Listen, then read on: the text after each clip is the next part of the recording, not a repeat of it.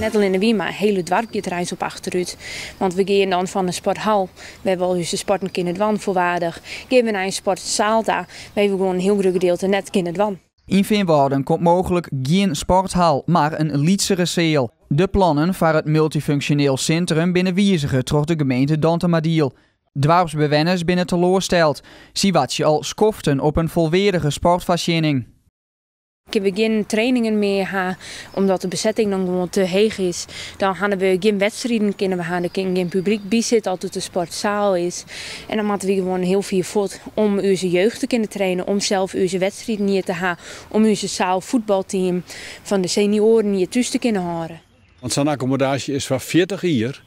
Dat wij dus 40 jaar als groeiend forense dorp op skipen zitten bij een sportzaal. Belutsen dwarpsbewenner Douwe Kootstra weet als geen oor hoe lang het dorp al strijd voor een sporthal.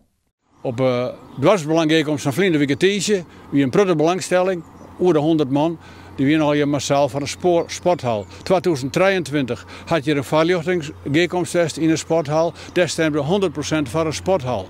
Dus dan snap ik net dat een pad van de politiek het doet om die mening van de bevolking te negeren. De gemeente liet in een schriftelijke reactie het volgende weten. De variant met een sportzaal past het beste binnen de kaders van de raad. Voor de meeste gebruikers, zoals scholen en kinderopvang, blijven de beschikbare ruimtes gelijk. Jo, ben je vrijwilliger, sporthal of sportzeel? Sporthal natuurlijk. Waarom?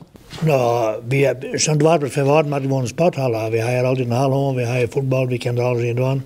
Dus dan plakken we met hindersjes, dambord. En dan wij die ouder, die kunnen sporthal. En wie is al, we maar gewoon sporthal hebben. Waar is sporthal? Je moet voor altijd horen, dat is ook voor de korfbal, voor het zeilvoetbal. En al die rode dingen in Oordwarm, maar het ook. Hoe we je graag horen. Op 6 mei zal de gemeente hier een besluit nemen over het vaststel.